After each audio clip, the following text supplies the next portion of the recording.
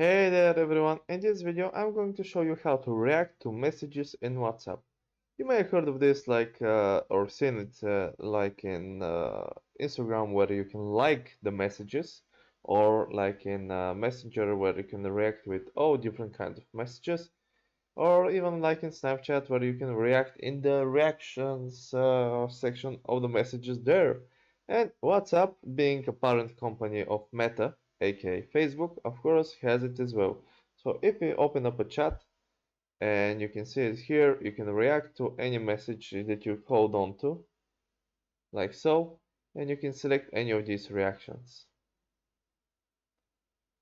And that's pretty much it. You can even react to your own messages if you want to. And that's how you do it. But you can't select anything but the preset reactions, unfortunately. So that's it. Hope this helped. If it did, leave a like and subscribe, and see you next time.